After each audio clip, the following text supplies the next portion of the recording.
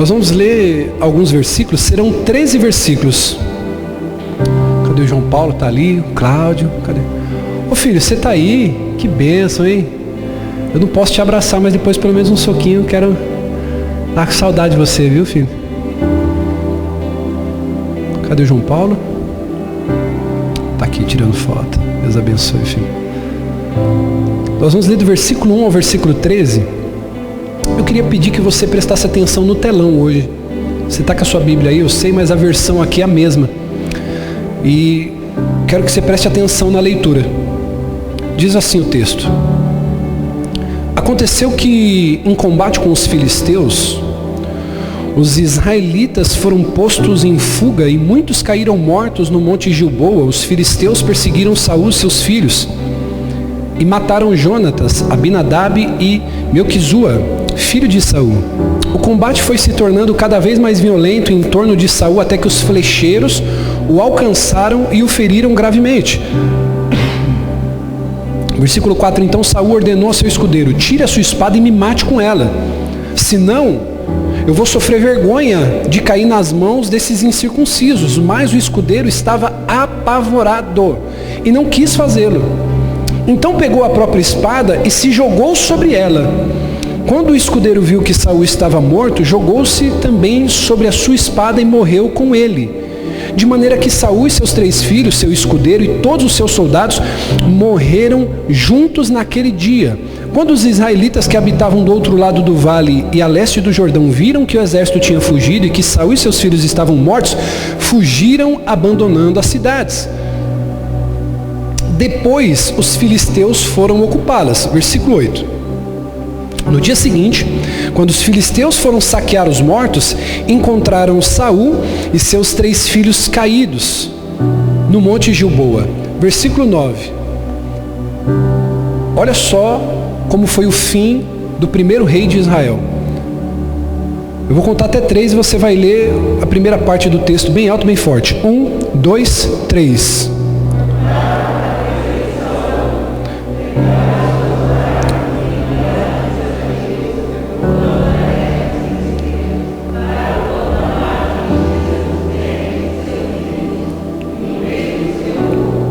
Expuseram as armas de Saul no templo dos postes sagrados e penduraram o seu corpo no muro de Bet-Seã. Quando os habitantes de Jabes de Gileade ficaram sabendo do que os filisteus tinham feito com Saul, os mais corajosos dentre eles foram durante a noite a Bet-Seã, baixaram os corpos de Saul e dos seus filhos do muro de Bet-Seã e foram para Jabes, onde os queimaram. Depois enterraram seus ossos debaixo de uma tamargueira em Jabes e jejuaram por 7 dias. E você diga graças a Deus. Irmão, isso aqui é o retrato que a gente acabou de ler, de que uma pessoa que Deus chamou e que Deus ungiu pode se dar mal. Nós acabamos de ler aqui sobre um rei que foi escolhido pelo povo, ungido pelo Senhor, que se arrebentou. Eu quero nessa volta tratar com você sobre esse tema pertinente, vencendo o declínio espiritual. Porque a gente não pode ter mais fé para acreditar que Deus pode nos salvar do que ter fé que Ele pode nos mandar para o inferno. Quando eu perco a reverência ao Deus que eu sirvo, não acreditando que Ele pode me mandar para o inferno, eu anulo o sacrifício da cruz. Eu anulo a graça.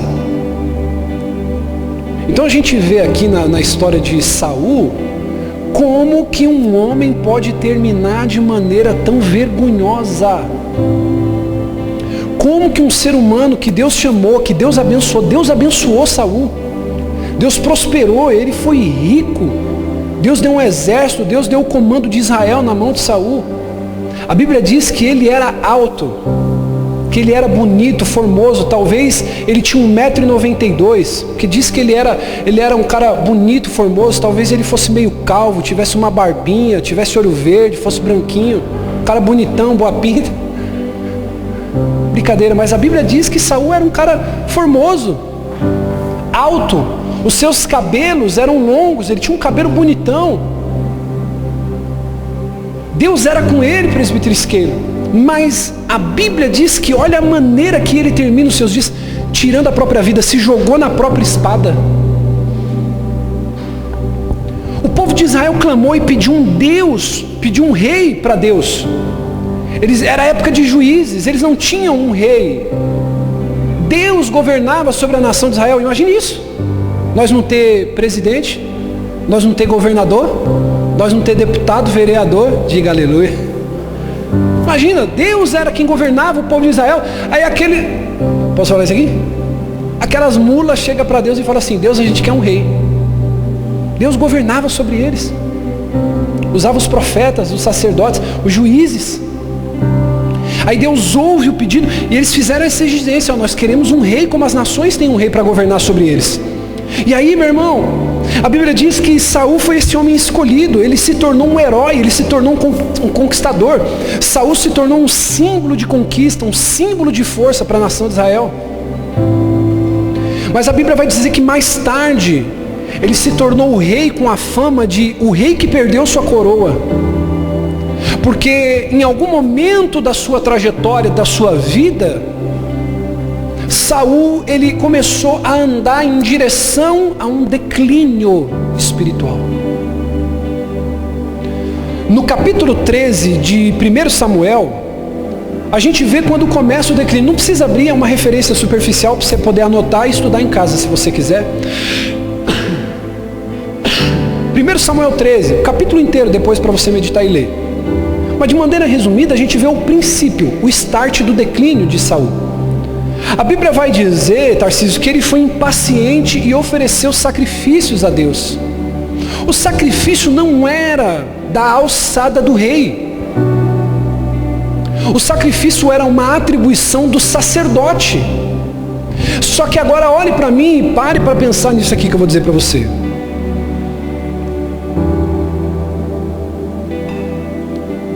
Saul era rei.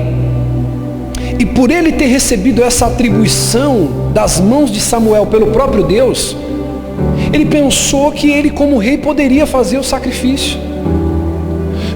Ele orou, ele olhou para a figura de Samuel e falou assim: Samuel não sabe de nada, Samuel só quer saber de Bíblia, só quer saber de templo, só quer saber de oração, só quer saber de igreja.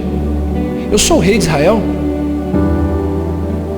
E esse é muitas vezes o problema de uma ovelha dentro da igreja, que às vezes chega com um carro melhor que o do pastor, que tem uma casa melhor que a do pastor, que uma pessoa que prospera. E a ideia é essa, que a sua vida ela seja uma vida muito abastada, muito abençoada por Deus, que você cresça muito. Só que olha só onde começa o declínio da história de Saul. Quando ele despreza o sacerdote sobre a vida dele. O sacerdócio era sobre a vida de Samuel. Quem levava o sacrifício era o sacerdote, não era o rei. Ou seja, embora em campos terrenos Saul fosse maior que Samuel, o sacrifício era para o sacerdote. E ele passa por cima do seu sacerdote. A palavra do sacerdote já não valia nada mais para ele. A palavra do sacerdote já não queria dizer muita coisa para ele. Aí no capítulo 13 ele é impaciente, ele fala: não, eu vou oferecer o sacrifício, eu não vou esperar o sacerdote. A derrocada da vida de muitas pessoas, o declínio espiritual começa a acontecer quando você começa a baratear a referência que você tem sobre a vida do teu pastor. Irmão, o teu pastor é uma boca profética. A Bíblia diz em Apocalipse que o pastor é o anjo da igreja, que sobre os ombros do pastor verga a responsabilidade espiritual da tua vida. Não que ele governe sobre você, mas rege sobre os ombros dele a responsabilidade da tua vida, da tua família, da tua casa. Então quando o teu pastor fala uma palavra para você, essa palavra ela tem que ser levada em consideração. Saul não esperou, ele foi impaciente. Às vezes, irmão, a gente vê que tem pessoa que se lamba. O pastor olha e dá uma palavra, o bispo chega e senta, fala: filho, ó, não vai por esse caminho, vai por esse aqui, que Deus vai ser contigo. A pessoa não faz aquilo que está ouvindo, ela não dá credibilidade à palavra do sacerdote, e aí a pessoa se arrebenta todinha. Porque senão não teria sentido Deus colocar profetas, Deus colocar sacerdote, Deus estabeleceu os apóstolos, Deus estabeleceu os pastores, uma hierarquia, uma cadeia de comando.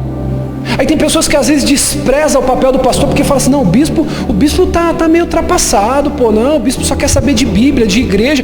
Deus me chamou para isso, para me dedicar integralmente a isso. Integralmente.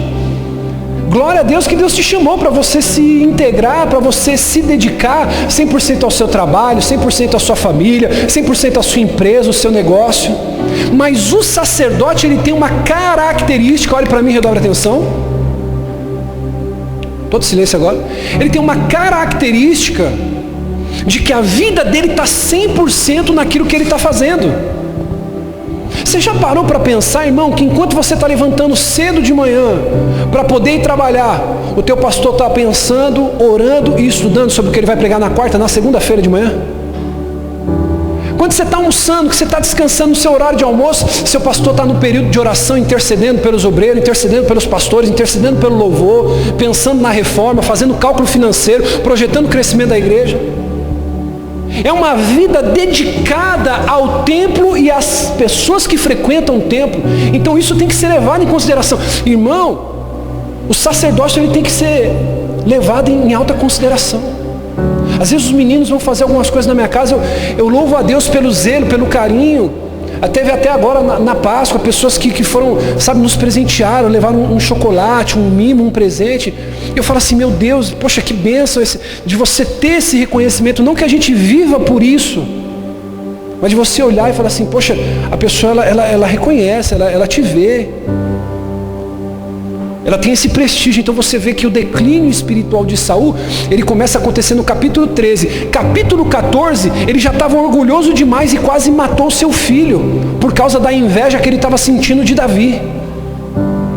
Então o declínio espiritual, olhe para mim, redobre a atenção, na vida de um homem e de uma mulher, ele começa a se dar com pequenas negligências que ele vai fazendo. Perceba que Saul olhou e falou assim, cara, eu estou crescendo, eu estou arrebentando, eu sou rei.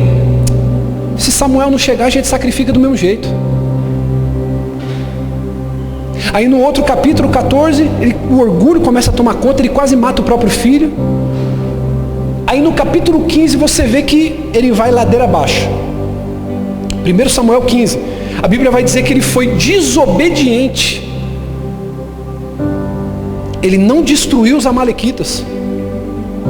Deus mandou e deu uma ordem específica, falou assim, ó, você vai até os amalequitas, você vai matar o rei Amaleque, você vai matar os príncipes, você vai matar as crianças, você vai matar os animais, você vai queimar a vegetação e você vai destruir a casa. Deus está virado com aquele povo, sim ou não, irmão? Deus quando fala, ele é específico. Deus nunca vai falar com você pela metade. Talvez eu possa falar e você entende pela metade, eu te explico pela metade, mas Deus não. Saul foi lá, fez o que tinha que fazer e poupou os animais. E guardou alguns príncipes. Foi desobediente. Aí agora ele é confrontado pelo sacerdote que ele rejeitou lá atrás. Ele é confrontado, então o declínio começou lá atrás. Ele falou assim, não, o sacerdote já não tem tanta significância, eu posso fazer o sacrifício. Aí quando ele vai pelo caminho da desobediência que Deus falou para destruir, ele poupa uma parte. Quando o sacerdote o confronta, olhe para mim, redobre a atenção, não durma, por favor. Olha aqui para mim. O sacerdote Samuel olha para ele e diz assim, Deus tem mais prazer em que você obedeça do que você sacrifique. Aí o que Samuel faz? Ele encobriu o pecado dele ao invés de confessar. Você quer saber se você está caminhando em direção ao declínio espiritual? Toda vez que o teu pastor te chama para te confrontar, para te dar uma palavra que te contraria, você está fazendo o quê? Encobrindo o teu pecado ou confessando ele? Saul olha para Samuel e diz assim, ei, eu deixei esses animais para sacrificar a Deus. Ele estava dando desculpa para o pecado dele, ele não estava confessando. Então vamos lá, a primeira coisa que eu quero dizer com vocês, dito essa introdução, nós não podemos fazer como Saul, ficar dando desculpa quando a gente tem que confessar. Quando a gente está errado, nós estamos errados, ponto. Ah, eu estou errado, bispo. Por que muitas vezes, olha para mim, posso falar isso aqui? Por que muitas vezes nosso casamento não vai para frente? Porque você está errado e você quer dar desculpa, ao invés de falar assim, meu amor, desculpa, eu vou tentar melhorar. Você olhar para sua esposa e falar, vou tentar melhorar. A esposa olhar para o marido e falar, não, verdade, eu estou errado. Você fica horas discutindo porque você quer provar o teu erro, justificar o teu erro. Dentro da igreja, bispo, por que acontece problema? Porque as pessoas são vaidosas, estão andando na unção de Saul, declínio espiritual. Aí quer vir, colocar suas questões, e olha, é os caçadores de culpados. Então, irmão, vamos começar pelo princípio. O pecado é uma coisa grave. E o declínio espiritual, ele vai começar com coisas que você negligencia para te levar a coisas que você pratica. Então você tem que se atentar aos detalhes. Primeiro, Saul rejeitou a importância do sacerdote. Depois, o que ele fez? Ele desobedeceu uma ordem direta de Deus. E em terceiro, o que ele faz quando ele é confrontado? Ele encobre o pecado, ele esconde o pecado, ele não confessa. Aí, meu irmão, começa. Então o pecado é uma coisa grave. Saul tratava o pecado de maneira leve. Eu quero dizer para você nessa noite, não trate o pecado de maneira leve.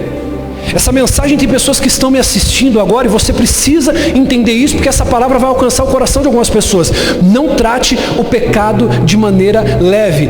Pecadinho e pecadão, não importa. O pecado é uma coisa grave. É ele que vai nos levar ao inferno. Então o declínio espiritual, ele vai vir justamente de uma maneira sutil, com coisas que você negligencia, deixa de fazer para te levar à prática de coisas piores. Então, ele não só dava desculpas, Saul, como também culpava os outros. E uma pessoa que vive em declínio espiritual é uma pessoa que, além de dar desculpas para não mudar de vida, ela põe a culpa no outro. Não, eu só não sou um homem hoje de sucesso, bispo, porque minha esposa gasta demais. Ô bispo, meu casamento só não deu certo porque meu marido dá trabalho demais. Então as pessoas, elas não usam de sinceridade e dizem assim, não, poxa, eu tenho culpa nisso.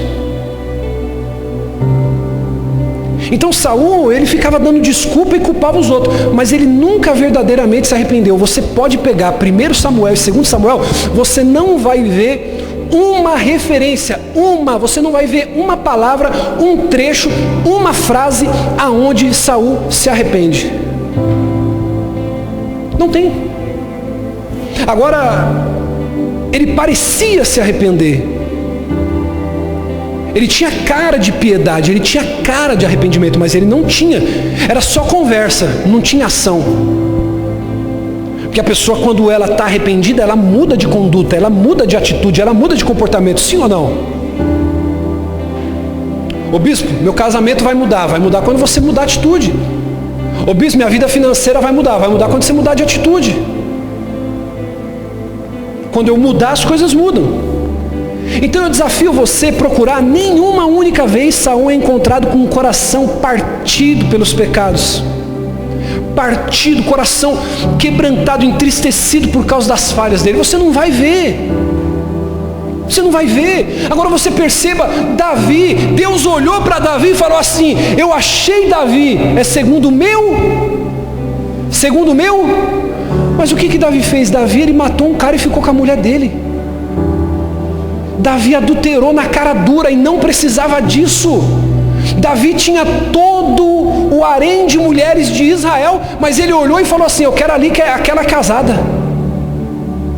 E a Bíblia diz que após o pecado de Davi, Salmo 51, ele diz, Deus, não me rejeite da tua presença, não tire de mim o teu Espírito Santo, cria em mim um coração puro e um espírito inabalável. Em outras palavras, Davi estava dizendo o seguinte, Deus, eu errei, eu pequei, pode me tirar o reino, pode me tirar a coroa, pode me tirar tudo, só não me rejeita da tua presença, porque sem ela eu não vivo. Aí a gente entende porque que Deus olha e fala assim, tá aí, ó, é o meu coração. Aí você fala, pô, mas Saul só desobedeceu, ele só sacrificou, não esperou o sacerdote chegar. Mas não houve arrependimento. Então nós precisamos tomar cuidado para não andar como Saul, pecando, e o diabo cauterizou a tua mente.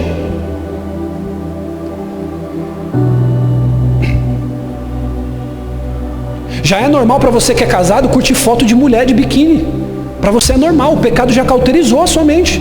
Para você já é normal colocar o Salmo 23 e você com um decote desse tamanho, quase no umbigo. Já ficou normal, o pecado já cauterizou você. Você já não tem constrangimento.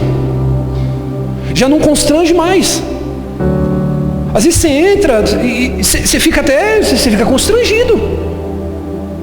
Você vai no Instagram, você vai no Facebook, e aí você vê lá a moça com um biquíni, a moça com as pernas de fora. Aí você vê lá, um diácono curtiu isso? Ele não podia guardar pelo menos para ele? Tinha que aparecer o nome lá do músico, o nome do levita, o nome do presbítero, o nome do pastor, que curtiu a foto. Pô, se curtiu quer dizer o quê? Se curtiu quer dizer o quê? Mas é normal. Por quê? Porque aparentemente você se arrependeu, mas para você está tudo tranquilo. Aí está como Saul.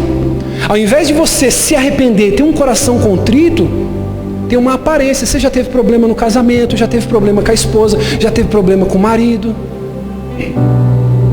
E você não se encontra lutando contra isso, você se encontra acomodado. Não, bispo, olha, Deus é misericordioso. Deus é misericordioso? Se ele fosse tão bom assim, ele não teria criado o inferno não, irmão. Ele já tinha feito o céu e nós ia para lá no primeiro toque da trombeta. Saul só tinha cara de arrependido, mas ele não se arrependia. Ele só tinha cara de alguém que estava arrependido, mas ele não estava. Você não vê ele em momento nenhum. Deixa eu te fazer uma pergunta. Qual foi a última vez que você conversou seriamente com Deus por causa das suas falhas, por causa dos seus erros? Seriamente. Nesse tempo de pandemia, você tirou pelo menos 10 minutos para você falar assim, olha, Deus, eu preciso ter uma conversa séria com o Senhor e eu não posso nem ficar de pé, porque eu estou meio carregadinho. Eu tive essa conversa algumas vezes. Falei, Deus, não dá nem para orar de pé, nem deitar. Tem que, se for deitado, é com a barriga no chão e esconder na cara do Senhor, porque eu preciso da tua ajuda. Qual foi a última vez que você fez isso? Para você não ir em declínio, para você não olhar por caminho que você está indo, você fala assim, Deus, mas não é por aqui que o Senhor me chamou para ir. Então Saul, ele vivia dessa maneira. Romanos capítulo 6 vai dizer que o salário do pecado é a morte. Aquele que vive na prática do pecado fica tranquilo, ele te paga bem. Ele te paga muito bem. O salário do pecado é a morte, mas o dom gratuito de Deus é o quê? E vida eterna. Irmão, Jesus morreu uma morte cruel na cruz por causa do pecado. Ele recebeu uma coroa de espinhos. Os soldados pegaram um pedaço de cana, pastor Diego, e mais ou menos desse tamanho, os espinhos daquela coroa que colocaram, eles batiam com um pedaço de cano na cabeça dele. E conforme aquele espinho entrava na cabeça de Jesus, dores agudíssimas davam na sua cabeça e escorria sangue. Ele sofreu uma quarentena -1 de açoite. As suas costas foram dilaceradas. Ele foi cuspido, ele foi zombado. Bateram na cara de Jesus com a mão aberta, deram um murro na cara de Jesus. Jesus pagou um preço muito alto. Quando eu minimizo o pecado, eu estou fazendo pouco caso do que Jesus sofreu. Não, é só uma curtidinha aqui. Não, é só uma fotinha aqui, bispo. E é casado às vezes. É só uma fotinha aqui, ó, porque eu descolori o braço aqui, é só para pegar essa parte aqui, ó. Você está minimizando. Você está fazendo pouco caso daquilo que Jesus fez na cruz. Irmão, pecado é uma coisa grave na vida de um cristão. E não só na vida de cristão. Eu quero te fazer uma pergunta. Qual a diferença do pecado na vida de quem está fora da igreja e na vida de quem está dentro? Pecado é uma coisa grave, irmão. Eu preciso fugir da aparência do mal. E é aí que vai acontecer o declínio na tua vida. Escute isso. Você quer saber quando você vai começar a caminhar em direção à frieza espiritual? Em direção a se lambuzar no pecado? Quando você começa a negligenciar a sua frequência nos cultos, quando você começa a negligenciar a oração pouca que você faz, quando você começa a dizer assim, não, hoje não dá. Não, hoje eu não posso. Você vai ver que as pessoas mais constantes espiritualmente são aquelas que mais se mutilam, mais se machucam. É aquelas que dizem assim, hoje eu não estou afim de ir, mas hoje eu vou, porque eu tenho um compromisso. E aí ela vai caminhando, se mantém, ela vai lutando. Porque não pensa que é fácil, a gente não está aqui toda vez porque a gente quer. Às vezes a gente está aqui por quê? Por um compromisso. Agora, quando você vai deixando passar, não, hoje eu não vou, amanhã eu oro, amanhã eu faço, depois eu faço, você precisa tomar cuidado, porque é esse tipo de negligência que vai te levar sutilmente a uma vida de pecado, a um declínio espiritual. Então, diga comigo, o pecado é grave.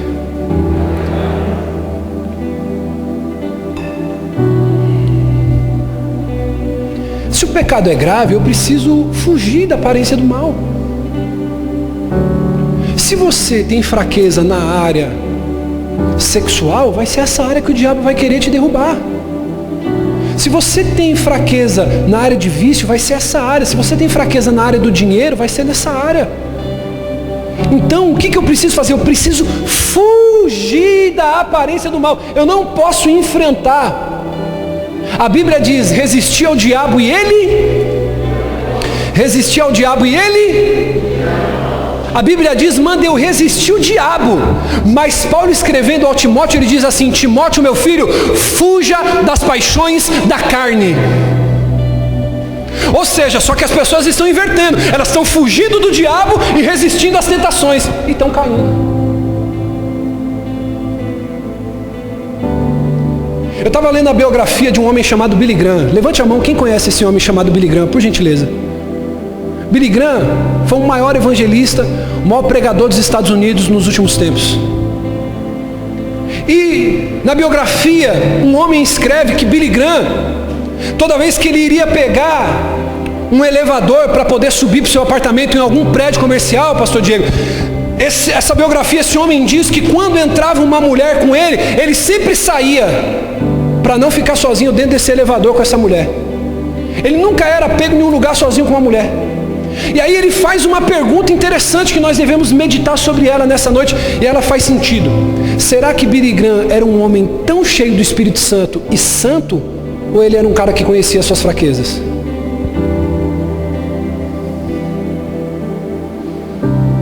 Das duas, uma. Ou ele conhecia bem as fraquezas dele, ou ele era um santo homem de Deus. Então nós precisamos identificar. O declínio espiritual, diga comigo, é gradual. Saul não fracassou imediatamente. Ele não levantou um dia e falou assim, caí. Foi progressivo. E se você parar para ver, no começo do reinado de Saul, ele era um homem muito humilde. Ele era uma pessoa que todos gostavam. Mas depois a inveja, o orgulho tomou conta dele e ele passou a odiar Davi. Ele passou a mudar o foco da vida dele, porque Davi teve um desempenho melhor que o dele. E aí ele passou a odiar Davi. Ele passou a odiar.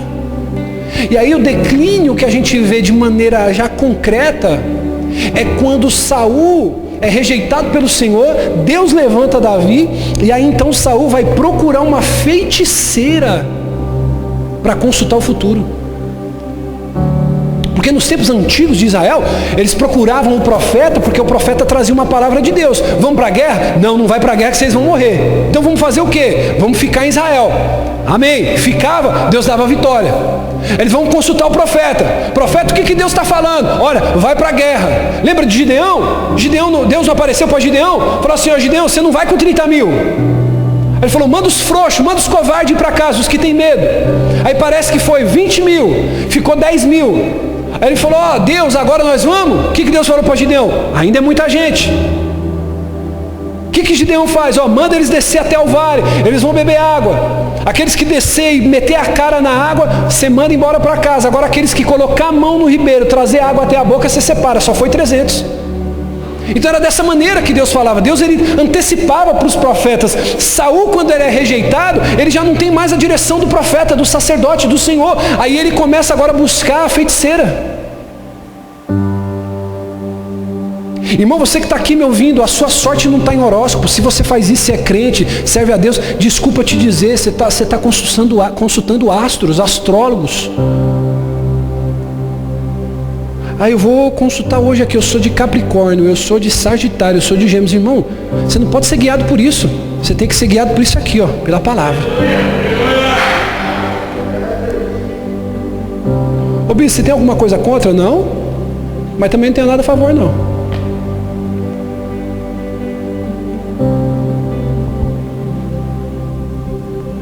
Nós temos exemplo, não só no Velho Testamento, mas como no Novo Testamento, Alex, de declínio espiritual.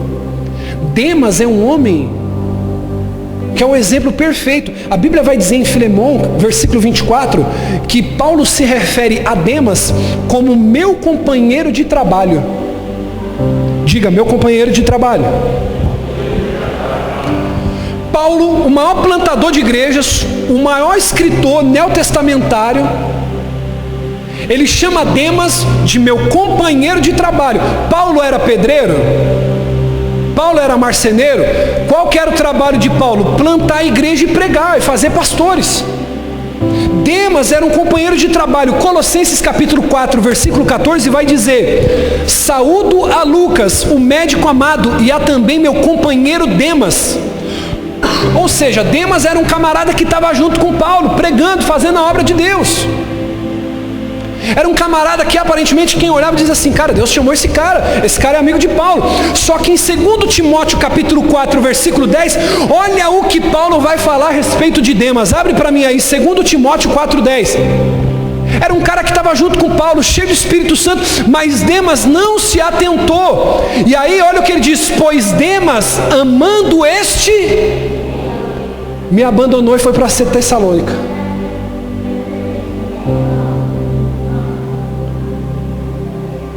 Demas me abandonou, amando o mundo presente, amando o presente século, e foi para Tessalônica. Ou seja, me desamparou. É alguém que fez o quê? Declinou. Era um cara que estava abrindo igrejas, implantando igrejas com o apóstolo Paulo. Mas depois o que acontece? Ele declina. Ele desce espiritualmente. Ele cai no rendimento. Ele começa a negligenciar, a ponto de deixar o homem de Deus abandonado quando ele estava sendo julgado.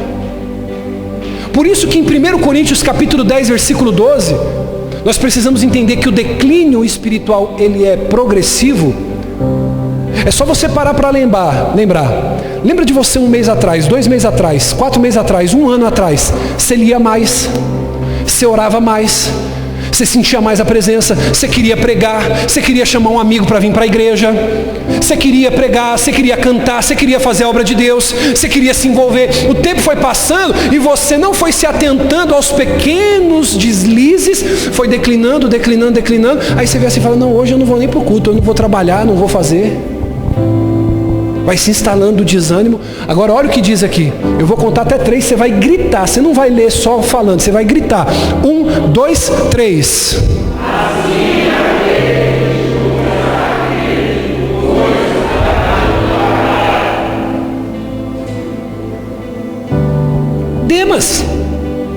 Demas era quem? Amigo de Paulo, sim ou não? Estava de pé? Estava. Mas quando Paulo precisou, o que aconteceu? Demas, aquele que julga está firme. Ou em outras versões, aquele que pensa estar de pé, cuide para que não caia. Porque o declínio espiritual, ele é sutil, ele é gradual. Eu não percebo que eu estou caindo. Eu só me dou conta. Posso falar isso aqui? Isso aqui é forte, posso falar isso aqui? Eu só me dou conta quando eu estou igual o filho pródigo, comendo o resto. Quando eu estou mendigando o amor da pessoa que está do meu lado. Quando eu estou mendigando afeto dos amigos. Quando eu estou mendigando a atenção das pessoas. Quando a minha vida já não se baseia mais em dar e receber, mas quando a minha vida é só mendigar afeto, mendigar amor. Quando a nossa vida perde a significância. Aquele que pensa estar de pé, cuide para que não caia. E a gente só cai na real muitas vezes quando a gente está igual o filho pródigo. A gente olha para a nossa vida e fala assim: o que eu estou fazendo aqui? Como é que eu vim parar aqui? Sim ou não? Como é que meu casamento chegou a esse ponto? E eu não vi? Diga comigo, declínio. Declínio. Como é que... Quem já passou por isso assim? Chega no fim do mês e você fala: como é que eu gastei tanto? Quem já passou por isso aqui, irmão? Vou perguntar de novo.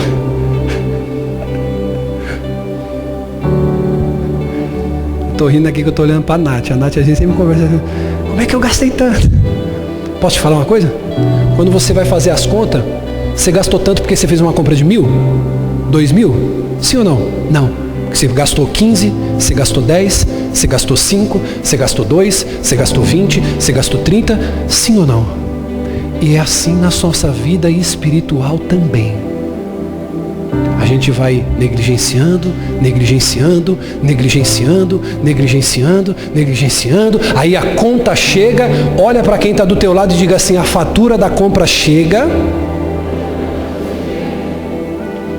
Porque o pecado é mais ou menos assim, é como comprar no cartão. Você vai comprando, você não vai vendo. Você vai pecando e vai falando, não, tá tudo bem, tá tudo bem, tá tudo bem. Mas uma hora, a fatura chega.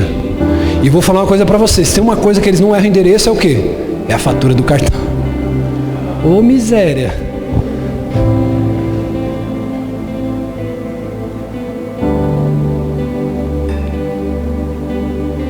A fatura chega. Demas, ninguém ia olhar, mas eles fizeram cara, né? Agora. Demas estava bem na fita, sim ou não? Estava crente? Mas daqui a pouco começou a declinar, começou a cair. Então, a tua vida financeira, por isso que eu falo aqui, que a tua vida financeira reflete a tua vida espiritual. Aí a gente olha. Eu quero que você preste bem atenção nessa frase aqui que eu anotei, coloquei em negrito e grifei ainda com marca-texto. Posso ler para você? A estrada para o inferno é um processo lento, mas a ladeira é escorregadia. O diabo, para te ganhar, para te levar para o inferno, ele não vai aparecer com escama, com chifre. Ele não vai, bispo. Você tem medo, não tem? Do gramunhão, não é assim que o pessoal diz, os antigos, né? O gramunhão, não gosta de falar diabo, né? Fala o coiso, o tinhoso. Irmão, quem tem medo do Fred Krueger? Quem já assistiu? Quem lembra desse filme? Do Jason, com aquela faca lá que ele matava todo mundo. Quem tem medo daquele bonequinho que anda de bicicleta com a cara branca, com aquelas bolinhas vermelhas lá do filme do Jogos Mortais? Tem tudo na TV que esses caras vendem aqui, irmão. Esses meninos aqui, tem tudo lá. Se você não assinou ainda, tem que assinar que o negócio é quente. Já tem até o Soldado Invernal lá, tem um monte de série, um monte de coisa, né, irmão? Tem que procurar esse cara aqui, ó. Irmão, quem tem medo do Jason, do Fred Krueger? Quem tem medo? Você acha que o diabo vai aparecer com essa forma para você? Não vai. Não vai. Quem lembra? Eu estou inspirado hoje aqui, ô glória. Quem lembra daquela moça que come uma maçã e desmaia? Qual é o nome dela? Vocês conhecem? Branca? A bruxa não queria o mal dela? Pelo que eu me recordo, a Branca de Neve era muito bonita, não é isso? Muito bonita, mais ou menos como minha esposa, linda, gata. E a bruxa tinha inveja dela. Que ela aparecia na frente do espelho, espelho meu, tem alguém mais bonita do que eu? Quem é pai de menina sabe, irmão. Quem é pai de menina sabe. Quem é pai de menino sabe de outros que eu não sei. Aí ela fala, tem uma, aí aparece o espelho lá, né? Tem uma mais que você, Branca de Neve. Ela fala, o quê? Vou matar. Aí ela aparece com cara de bruxa, com aquela maçã toda podre, e fala, aqui ó, Branca de Neve, come aqui essa maçãzinha. É isso que ela faz? O que ela faz? Ela faz uma mágica e ela aparece como uma moça tão doce, tão pura, tão perfumada, com uma maçã linda, sim ou não? É assim que o diabo vai fazer para te derrubar. Posso falar isso aqui? Não, isso aqui eu não tenho coragem de falar não, né? Nem eu que sou pastor tenho coragem de falar isso aqui.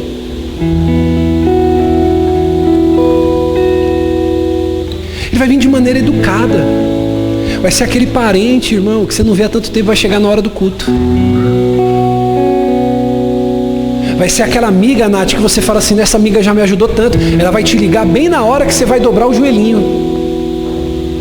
O diabo, ele vai aparecer, isso aqui eu estou dando exemplo, tá, irmão? Não é para você pôr para fora também, quem for aparecer na tua casa tem. Quem está entendendo isso aqui? Pelo amor de Deus. Não, irmão, eu estou indo para a igreja porque o bispo falou que você é o diabo que mandou. Já pensou lá? Aí me quebra, né? Tenta trazer para a igreja, irmão. Você não precisa falar isso para ele. Então o diabo, ele vai vir tentar de uma maneira bonita. bonita, agradável para você. Filho, geralmente é os amigos. Os amigos a gente tem que tomar. Irmão, minha mãe falava, Dindinha dizia, meu filho, você vai ver coisa. Fala, amigo, é dinheiro nu? Você olha mesmo de verdade assim, você fala, cara, experimenta bater uma laje lá na tua casa, chama os irmãos da igreja, experimenta fazer uma reforma na igreja. Ô bispo, tamo junto. Experimenta, irmão, você começar a fazer algo que vai exigir força. Os amigos vão estar onde?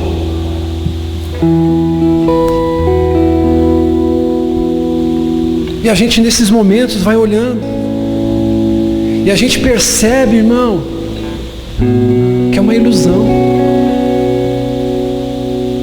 Então, nós precisamos entender que o declínio espiritual é gradual. Então, Deus está tratando com a gente hoje isso aqui, para quê? Para que a gente faça o seguinte, ó, a gente está indo em direção ao declínio. Deus está falando assim, ó, para. Não estava lendo a Bíblia? Volte a ler. Ainda dá tempo. Não estava orando? Volte a orar. Ainda dá tempo. Não estava santificando? Volte a santificar. Ainda dá tempo. Não quero te assustar, mas posso falar isso aqui? Sim ou não? Tem gente que foi para o hospital para ser internado pensando que ia voltar, não voltou. Talvez não confessou pecado, não teve tempo de pedir perdão para Deus, foi lá, foi entubado, meu irmão, e acabou. Não quero te assustar, não é isso que eu quero fazer. O que eu quero te fazer é te despertar. Amém? Já dei meu horário, eu preciso encerrar. No próximo domingo eu termino de tratar o que eu quero tratar com vocês. Então o pecado é uma coisa grave, diga, o pecado é grave. O declínio espiritual é gradativo. E a integridade é essencial. Eu preciso ser íntegro. E integridade fala de integralidade. Olhe para mim, redobre sua atenção, eu já vou encerrar, nós já vamos orar. Saul era um homem de coração inconstante, bispa.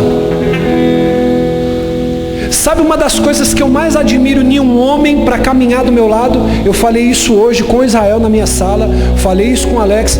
É um homem que eu admiro, o pastor Diego, presbítero Isqueiro, Girley, João Paulo, várias pessoas que caminham do meu lado. Bispo, qual é o teu maior critério para você colocar um homem do teu lado para falar assim, esse cara vai caminhar do meu lado? O cara tem que ter firmeza. O cara não pode estar hoje, eu estou bem, eu estou firme, eu quero, amanhã eu estou mal, não quero, não sei. Isso aí é moleque, isso aí não é um homem. Ou eu estou falando alguma besteira aqui, mulheres? Eu me lembro que quando a minha esposa casou comigo, quando ela começou a namorar, sabe o que ela fez? Meu amor, você precisa pregar um dia aqui sobre isso aqui. Sabe o que ela falou para mim? As solteiras aqui, o conselho para você. Ela falou assim, eu posso ver sua carteira de trabalho?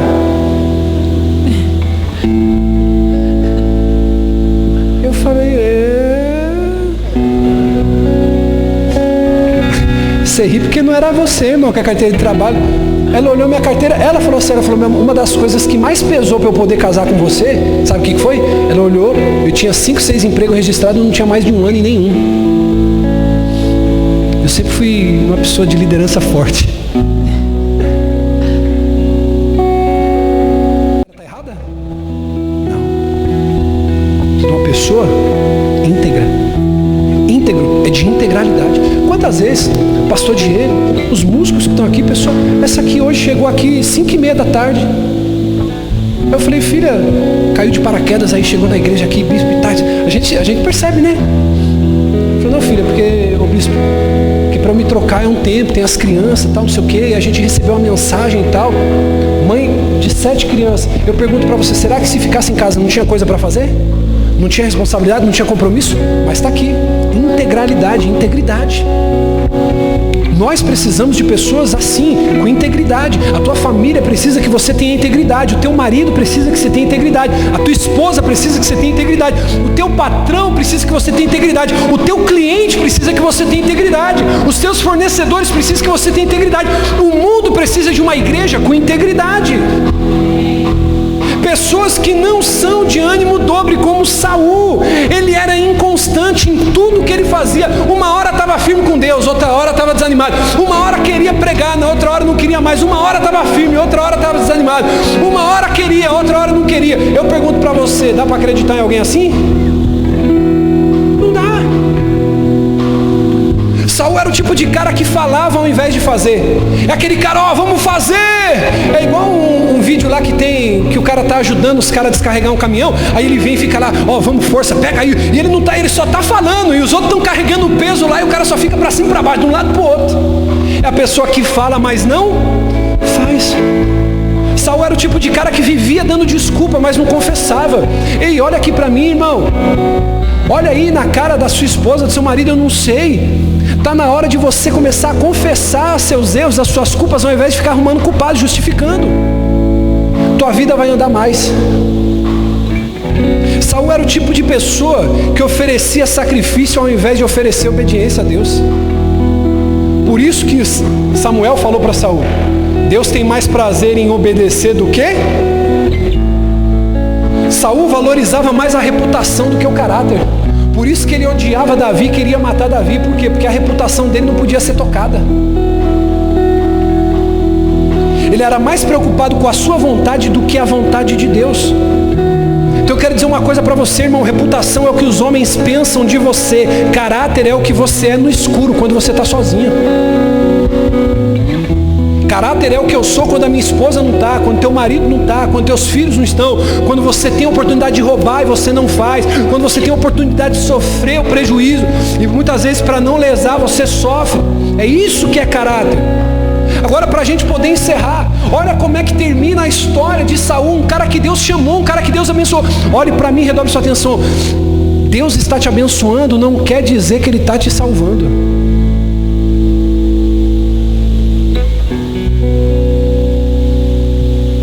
Não pense que porque as coisas estão dando certo para você, que você de repente está no caminho certo. Cuidado! Saul acordou um dia pensando que ia vencer a guerra e morreu. E a cabeça dele foi arrancada e colocada como um troféu diante dos inimigos. Agora, quando eu olho para Davi, Davi era um homem de integridade. Olha o que diz Salmo 78, versículo 70. Salmo 78, 70. E eu já vou encerrar, irmão. Isso aqui é poderoso. Salmo 78, versículo 70. A Bíblia vai dizer aqui sobre Davi, quando Deus ele vai falar de Davi. Salmo 78, versículos 70, 71 e 72. Escolheu seu servo Davi e o tirou do aprisco das... Olha só, 71. Do pastoreio de ovelhas para ser o pastor de Jacó, seu povo, de Israel, sua herança. 72, olha que poderoso. E de coração, Davi os pastoreou, com mãos experientes o conduziu. A Bíblia diz que Davi era um homem íntegro, fazia de coração, tudo que ele se propunha a fazer, ele fazia o melhor. Ele era um homem de coração simples, uma pessoa devota. A Bíblia vai dizer que Davi era um homem segundo o seu coração. Cada vez que Davi pecava, ele buscava a face de Deus e o seu perdão. Aqui é que mora o X da questão. E eu te provo se você está em declínio ou se você está subindo. Toda vez que Davi pecava, ele dizia assim: Senhor, eu pequei na tua presença, eu pequei diante do céu, pequei diante de ti, mas eu te peço perdão nessa noite. Davi fazia isso, não importava o que acontecia, ele pecava, ele buscava. Agora, quantos que estão aqui essa noite que estão com pecado escondido e dizendo assim: deixa aqui escondidinho, ninguém sabe, deixa aqui escondidinho, não conto, deixa aqui escondidinho, não vou falar, e a vida vai secando. Abre para mim, filho, Salmo 32, versículo 3, eu vou encerrar aqui. Leia comigo esse texto e você vai entender o porquê que Davi era um homem segundo o coração de Deus, irmão. É isso que Deus está querendo de mim e de você nessa noite. Salmo 32, versículo 3. E eu leio esse texto aqui e eu encerro para a gente orar. Versículo 3, 4, 5. Enquanto eu mantinha escondido os meus... Pode ser melhor. Enquanto eu mantinha escondido os meus... O meu corpo definhava de tanto gemer. Versículo 3. Pois dia e noite a tua mão pesava sobre mim. Minhas forças foram se esgotando como em tempo de seca. Versículo 5. contar até 3 aqui, você vai ler bem alto, bem forte. 1, 2, 3.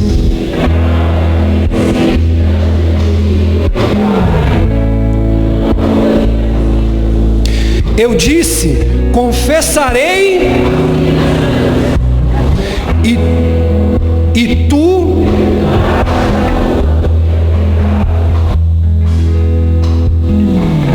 Davi estava dizendo o seguinte: enquanto eu encobri de Deus, enquanto eu quis esconder, enquanto eu não falei para Deus, enquanto eu não rasguei o meu coração, as minhas forças iam embora. Ô bispo, então por que o Senhor está querendo dizer nessa noite, quando você olha para um homem de fé, quando você olha para um homem que vai para cima, é porque ele tem as contas acertadas com Deus, e ele sabe que a força dele vem do Senhor, aleluia, a força dele vem de Deus. Ele olha para Deus e diz assim: Deus, sem ti eu não sou nada, eu sou fraco, eu sou pecador, eu sou miserável. Mas quando você vê um homem cheio de fé, não é que ele não peca, mas é que ele tem as contas acertadas com Deus. A força renova, a força renova, a força dele se renova. Ah, meu Deus, se coloca de pé. Ei, quando você olhar para um homem de fé a partir de hoje, você não tem que olhar para ele e falar assim: poxa, esse cara é um super-homem. Não, é simplesmente alguém que tem as contas zeradas com Deus. Enquanto eu escondia o meu pecado, meu corpo definhava de tanto gemer, a minha força se esgotou. Você está vendo alguém desanimado, sabe o que é? Ah, meu Deus do céu, posso falar isso aqui? Pecado não confessado. Ai, meu Deus do céu. Bispo, estou fraco na fé. Bispo, estou desanimado. Bispo, eu estou desanimado. Confessa nessa noite os seus pecados e Ele vai renovar tuas forças. É o que ele diz: enquanto eu escondia a minha culpa, a tua mão pesava sobre mim, a minha força se esgotou. Versículo 5: então reconheci diante de ti o meu pecado e não encobri as culpas. Eu disse: vou confessar minha transgressão ao Senhor, e o Senhor me perdoou da culpa. Provérbios 28:13 diz: quem encobre os seus pecados não prospera, mas o que confessa deixa e alcança misericórdia. É o que eu profetizo nessa noite sobre a tua vida, meu irmão. Seja tocado pela misericórdia de Deus, as misericórdias de Deus. Deus nessa noite está perdoando o pecado. Se você tem uma queixa, se você tem uma cura para pedir para Ele, confesse hoje os seus pecados. Ei, não se atreva a orar de pé diante de Deus quando você for pedir perdão dos seus pecados. Como seu pastor, eu quero te ensinar isso. Não se atreva. Também não se atreva a expulsar demônio de joelho. Ô bispo, essa noite é noite do quê? Meu irmão, essa noite é noite de acerto de conta com o Jeová. Eu tô doidinho, meu irmão, para me ajoelhar aqui. Eu não sei se tem mais alguém doidinho para isso, porque eu quero que minhas forças se renovem. Tem mais alguém aqui que quer renovar suas forças? Ele diz assim: enquanto eu encobri as minhas transgressões, as minhas forças foram embora. Então, meu irmão, eu quero te fazer um pedido e te ensinar uma coisa. Não importa onde e quando, bispo, eu tenho que acertar as contas com Deus, de joelho. De joelho. Fala: Senhor, eu quero reconhecer que o Senhor é grande, eu sou pequeno. Eu quero reconhecer que o Senhor é tudo, eu não sou nada. Eu quero reconhecer e te pedir perdão pelo meu pecado. Agora, irmão, quando o diabo estiver andando na tua casa, não vai chorar não. Não vai ajoelhar não. Você quer chorar? Hoje é culto para chorar. Cadê o Jeremias? Eita glória. Estava brincando com ele esses dias. Eu falei: dia de chorar na presença de Deus, Jeremias. É nesse momento, irmão, que você chora. É nesse momento que você se ajoelha. Agora, na hora de orar para expulsar demônio, para expulsar o mal se andando na tua casa, irmão, é de pé, com autoridade. Quem quer orar comigo agora? Quem quer orar comigo?